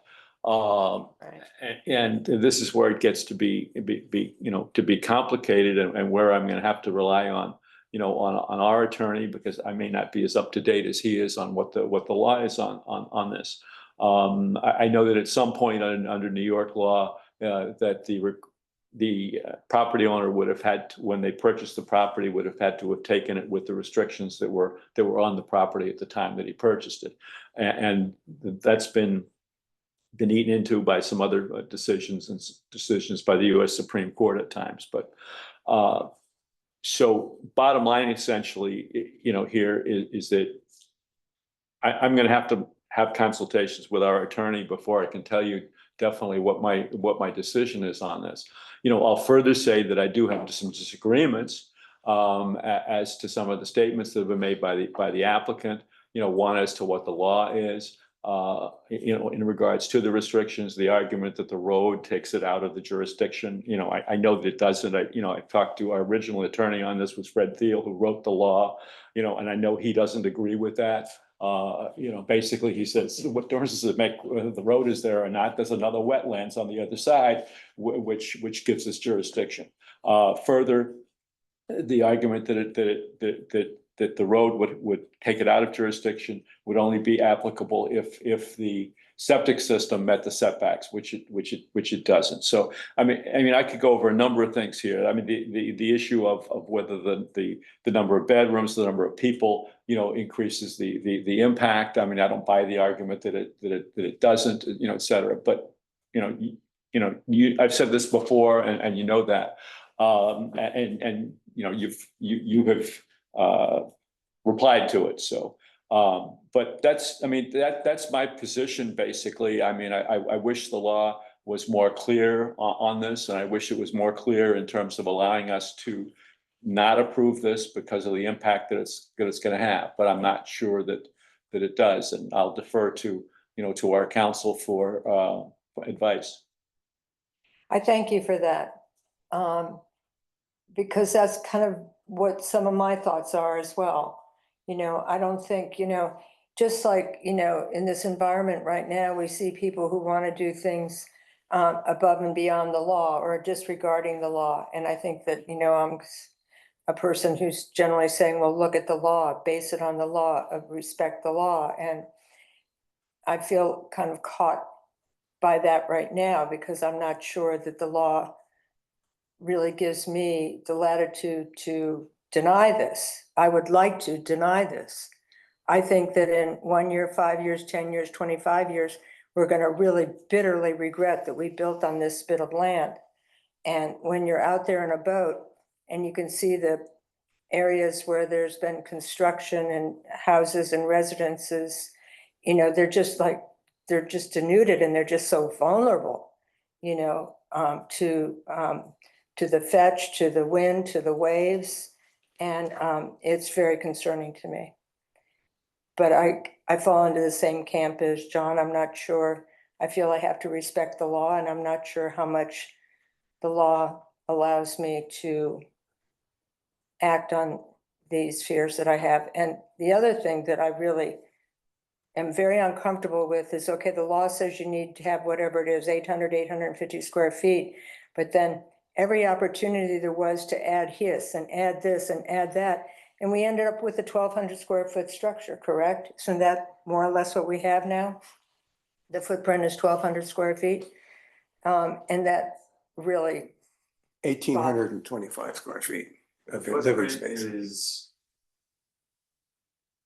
Was reduced to 1,083 square feet by reducing the overall width of the house by about 5 feet. Gross floor area of the house reduced by, to 1,825 square feet. Livable space. The total habitable area, which excludes any mechanical space or other ancillary interior spaces, was reduced to 1,562 square feet. So Right. that's the- Up and down. That's the usable habitable space. Right. And what about the first floor in terms of habitable space? 800. The Well, first floor habitable space is exactly 800 square feet. That's what I thought. The second floor habitable space is 762 square feet. Thank you, Mike, for finding this document because I knew I just read it. But this is all in the record. right. The But- applicant's agent did put- So it's exactly 800 habitable square space on the first floor. first floor. What is the footprint? What is the footprint on the Footprint is land? 1,000 feet. 83, 1,100 square feet. I recognize they should go above and beyond the wetland buffer requirements. Yeah. See, that's right. And I love all the science, but sometimes I'm just not confident that we start getting these storms, that's really going to do what we hope that they do. So it's something I have to thrash out. I'd like for you to look at the fact that all of the proposed improvements are on upland. I mean, this lot is not, there's more than 20,000 square feet of upland. And so I understand your concerns, but you really should look at the fact that the proposed improvements are on that upland area and the rest of the property is pretty much buffered. So, you know, there are lots in Sag Harbor that are substantially smaller that have wetlands issues. I mean, we're talking about a lot that has 20,000 square feet of upland, which I think distinguishes it. You may disagree, but I'd like for you to refocus you on the fact that is significant. Tell me how this piece of property is going to be different on its coastline from the house next door to it, once it's all said and done. When you say on its coastline. You know, where does it border? Upper Sag Harbor Cove, Morris Cove? Morris Right, Cove. Morris Cove. And Payne So- Creek. Well, Paynes Creek is on the other side, right? But on the Morris Cove side, tell me how this is going to be different than what's at the property right next to it, because there's some I'm just gonna talk issue going on there. approximations in terms of area here, but the deeded lot area of this property is about, I'm sorry, Michael Shiano, Interscience Associates on behalf of the applicant. So the property is about 40,000 square feet of deeded lot area. Under the village zoning code, you have to exclude the area of wetlands and underwater lands. And when you exclude that, that's how we wind up with 24,000 some odd square feet of upland area, which is the lot area. So that other 20,000 some odd square feet is the wetland area. So there is space between where we're clearing and where the house is gonna be and the water. And I could measure it would just take me a second to measure what the distance, like what the actual space is from where the house is to the actual water itself, as opposed to the property next door, which what was there before was, so before that project was proposed, there was a house and decks that were essentially on. Those are different things. One was a pre-existing condition with a house. This is an undeveloped lot, so you can't compare them. Except that she specifically asked me to compare. Yeah, I am. So I'm just answering the question. Right. Yes, it was a pre-existing condition. So all the So- phragmites that are there on the Morse Cove side of this property are gonna remain undisturbed?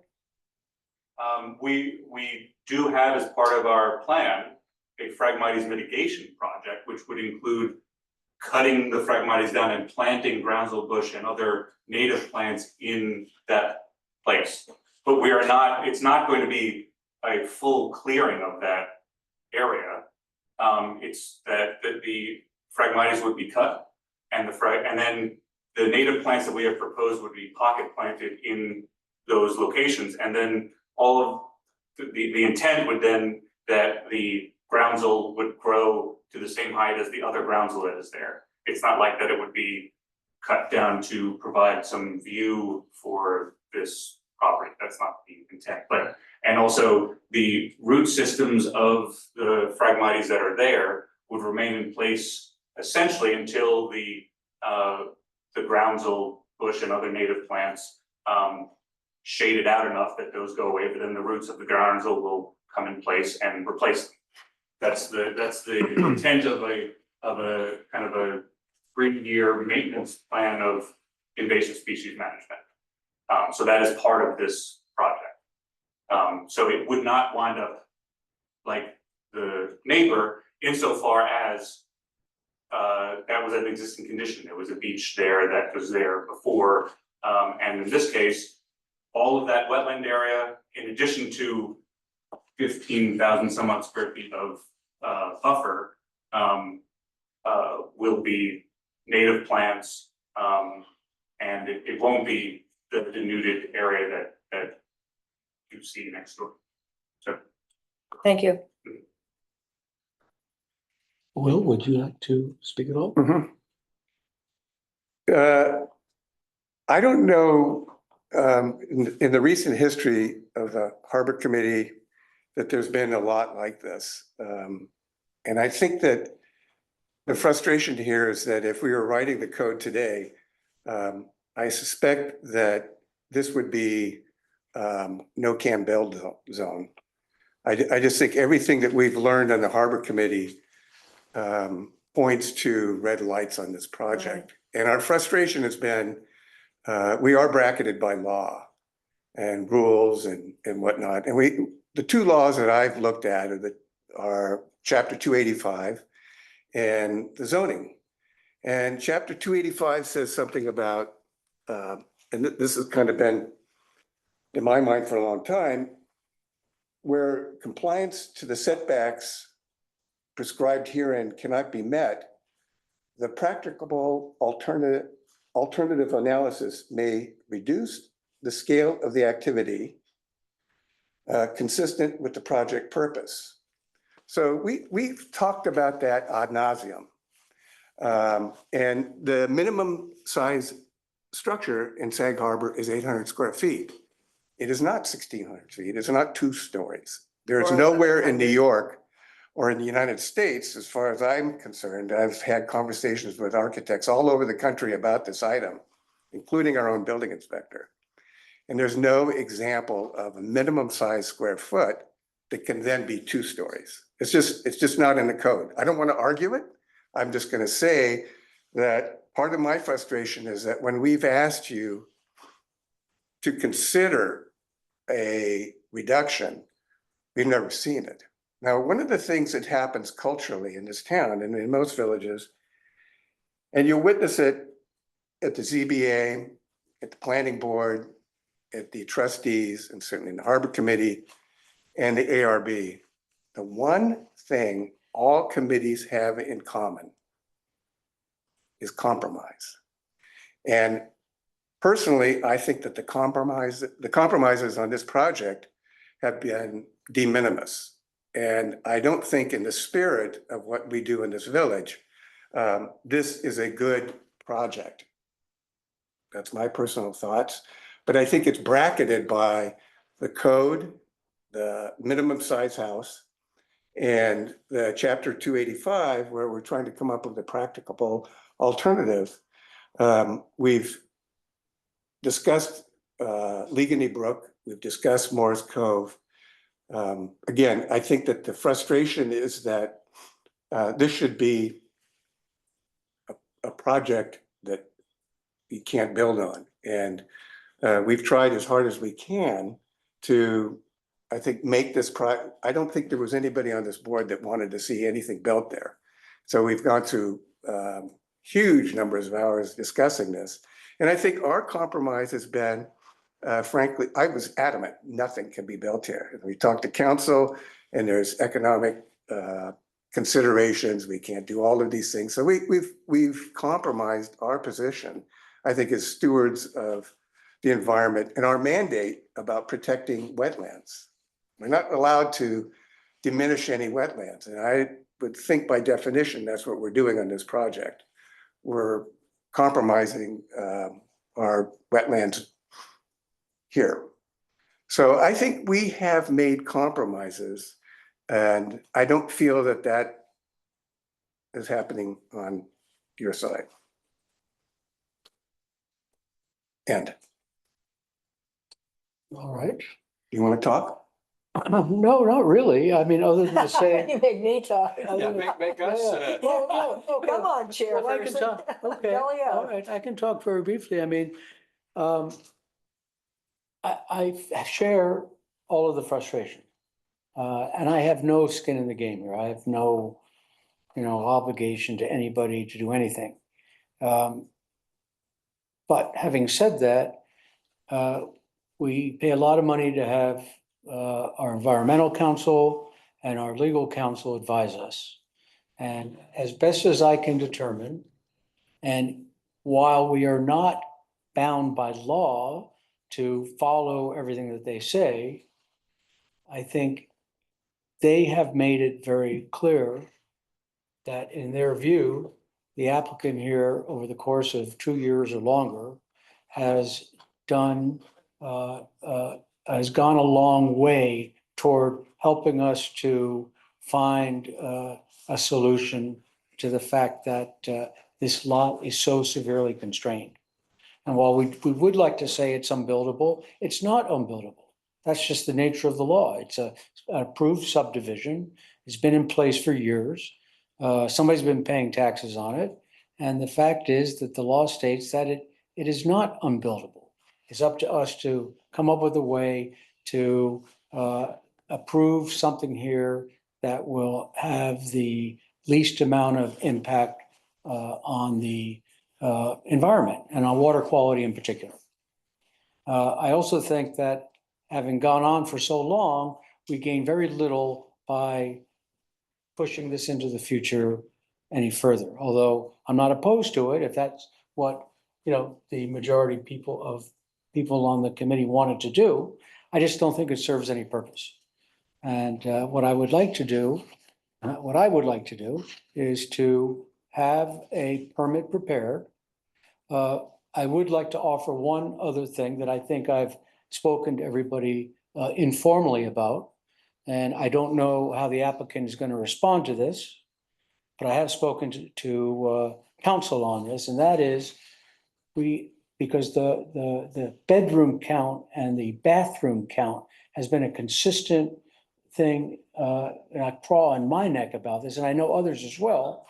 I would like to have a proviso or a condition attached to the draft permit that the applicant will reduce the bedroom count and the bathroom count by one.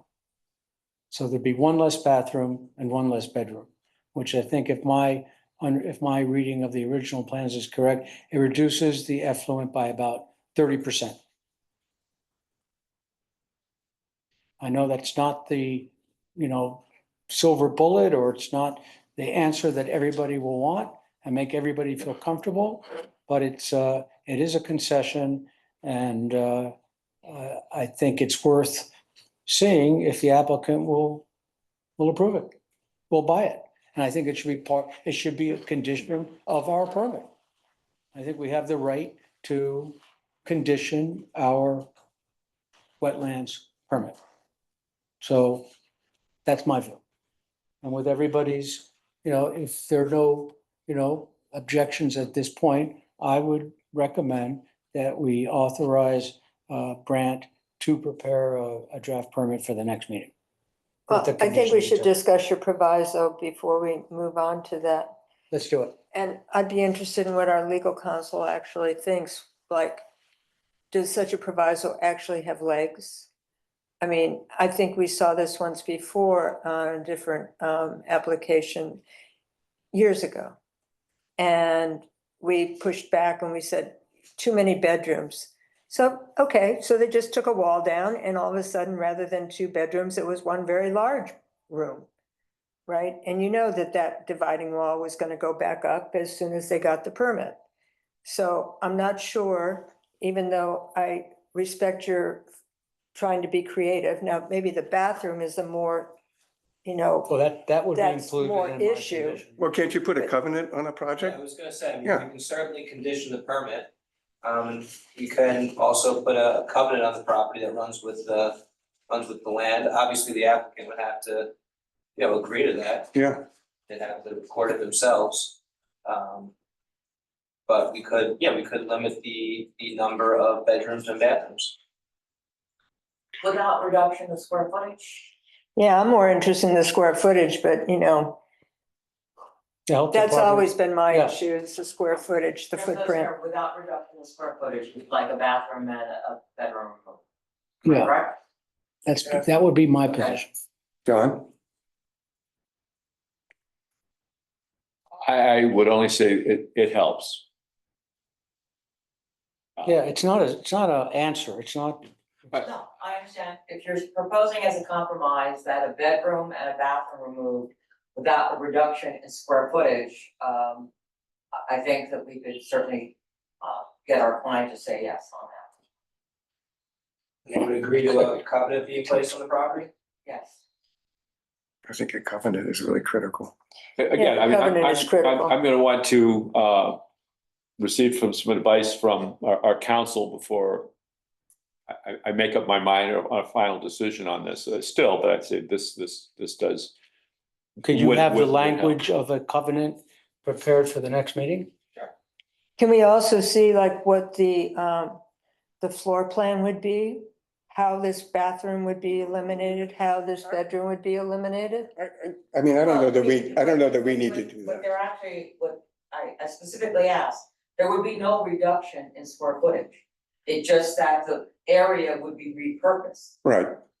Right, but I guess I'd just like to see how that design would work out. No, I don't think that's I think if we're really interested in reducing impact on the environment, if we accept the envelope as it is, but we reduce by 1 bedroom and 1 bathroom, frankly, I would say that that's the biggest compromise I've heard from you guys in a long time, and Ever. I would go in that direction. Because it doesn't sound like we're gonna even if we reduce the square footage, if we reduce the footprint, et cetera, but we had the same bathroom count and bedroom count, we're not we're cutting off our nose to spite our face. So I think that the reduction in those 2 items with a covenant on the property, that's critical. And it would run with the C of O of the house. Yeah, right? absolutely. Yeah. Run off the land, Yeah, runs with the land. yeah. So how many bathrooms does that bring us down to? Down to two? 2.5. One, Two bathrooms, two bedrooms. There's a half bath downstairs, I think. 2.5 back. Oh, With the reduction of one, it'll be 2.5. Right now it's proposed at 3.5. I can live with It that. would be reduced to 2.5 bathrooms and 2 bedrooms. Right. And there would I'm be sorry, a what? covenant that says that obviously it would run with the land and is modifiable with the consent of the board. I mean, because that's. Yeah, it would have to always come back to case. the board for any modifications of that. so what is your bedroom count right now? I thought I heard you say two two bed. bedrooms, 2.5 bathrooms. Correct. That's what it would be reduced Small, to. like a powder room, I guess, in the downstairs. So my question is, if you only have two bedrooms, does that downsize the Suffolk County IA system? No. They're at the minimum size. Minimum is 4 bedrooms? Up to 3 was always the same. We addressed that during the Wait, hearing. Many there's times. a minimum size system, so You're already at that. you have a minimum size. Which system. had been part of your argument in the Yeah, past, It doesn't yeah. matter whether we Got say we're gonna repurpose the square footage and don't call it a bedroom. As far as the health department is concerned, you could call it, Oh, I know. I'm in that situation. that. It could be is a what it is, bedroom. It's the okay, minimum so- systems available. I mean, Yeah. That does bring up one other question, because there was, when I think about this, we have a situation where septic system doesn't meet the setbacks from the wetlands that's required. And in the documentation about the septic system, there was something, and I'm not remembering the exact details, but there was some upgrade that would reduce the bacteria Pathogens. pathogens. Can you elaborate on that? And I just wanted to, That's outside of my, okay. that's out And- of my. Oh, that's the I just- polishing. Yeah, And I'm just not so- my I'm- living. But Chick could also answer that as well. But it seemed to me that was sort of proposed, but it wasn't clear that upgrade was part of the necessary of the package, let's put it that way. It's possible, I believe that with the tank that is proposed, that it is possible to essentially just say that that's gonna be part of it. However, it is a reduction in pathogens, and what I've discussed more about, and what I included in my most recent submission, was that based on what Suffolk County has indicated, that if you provide at least 100 feet from surface waters, that the pathogens that make it into the groundwater are attenuated by Right, the time that they get to the water. right. That's So why you, that's why they have that 100-foot separation requirement. right. So, and that as we discussed when we brought it up at that meeting, the system that is used in order to disinfect is a chlorination system. It's not like you can put on a UV system or something like that. And I believe that there were concerns of other members of the board that chlorination, would that Right. bring another pollutant to the. Right, is that a worse Right. evil? So That's there's- what I was trying to clarify, I didn't know whether, let's put it this way, your final proposal included that system or didn't include that system. And I wanted to ask our consultant whether it should be included or not. The 100-foot separation without the chlorine system, I did, if you check your record and you can Right. confirm this after the fact, was determined to be better environmentally than having to work with that. right, You certainly can have further discussions, but that was the conclusion after we went and explored all those. so my concern is not so much the pathogens, I mean, not that I love them. And you're right, it's like 100 feet, because you can put a well within 100 feet or at 100 feet from a septic And also you have system. to understand, this is Right. state-of-the-art system. But it's the so- nitrogen. And there is like a polishing unit that's in front of Suffolk County right now, but it's not approved. It's in a test. So I don't think, Can't- can't- that's the critical issue, I Can't push think, is the that, yeah. nitrogen. And We're going with, all I can submit to you is, we're going with the best system that's Available. currently approved and available. All right. I don't think there's. Which if a better system is approved next week, would you go with that? or at any time before you're actually, completing this project. Really, You know, let me say that I think, the IA system will probably be upgraded within the next decade to IA 2.0 or something. So I suspect that you and everybody else that are conscientious about your environment will want to do that. So I think asking you to sign up for that right now is, I'd like, the sanitary systems out on the East End all to be upgraded. I mean, I don't think that none of us. That's gonna be one of our projects Really, here. But that being aside, You saw the previous application, right? yes, I was here for the previous application. If you would, if to settle as compromise and settlement, if repurposing one of the bedrooms, that square footage to a non-bedroom use and removing entirely, but of course, leaving the square footage of the bathroom. And that being covered by covenant, that would only be, that would run with the land recorded. Of course, subject to modification with the approval of your board, because you never know what's gonna happen. I think that the applicant would go with that as a matter of, to settle this application with an approval with that. All right, well, we're not voting tonight. Oh, yes, and We're, if after your discussions, to get it to be finalized, if there has to be a further adjournment, we'll be here next, in November, but if it's a matter of tweaking it to make yourselves comfortable, we certainly would approve, a further adjournment this December. okay. But I'd like to wrap it up if that's the what direction it In was. 2024, It would be nice. wouldn't that be nice? Start the new year fresh. Right, so having said that, can we authorize Brant to draft a wetlands permit for the next meeting with the contingency or proviso that we have discussed here, which will include covenants and restrictions, which we will be able to see here? And I can get it in time. Chair. Okay, I don't hear any real objection to that, so I make a motion. I don't think we have to You vote made a on, we're motion? not gonna vote on that. No, we're making a motion to ask him to rot it. I I don't don't think, think we need to make a motion to do that. It's just, as I said, I mean, I Really? still, We always have before.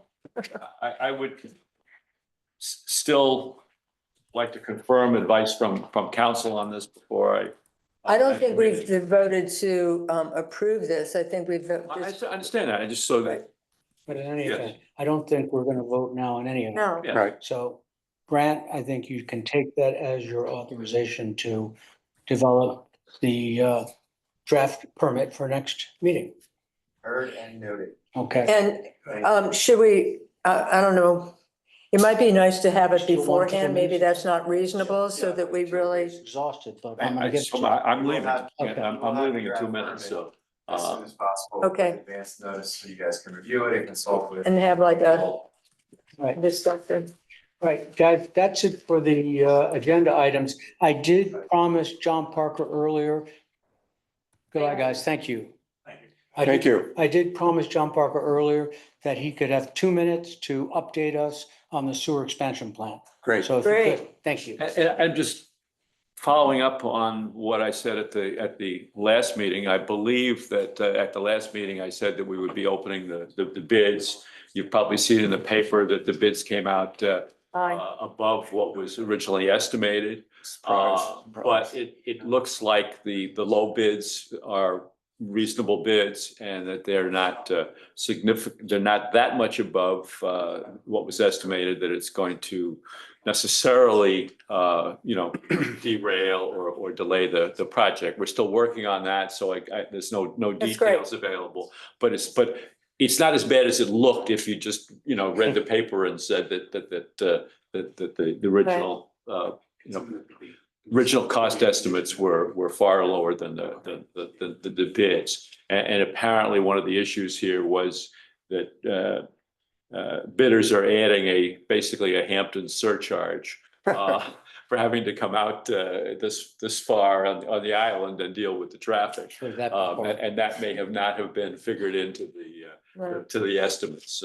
So basically, we got an up island estimate, on a Hamptons project. So Thanks where for we your are. work on that, John. Appreciate it. Can I have 60 seconds? Yes.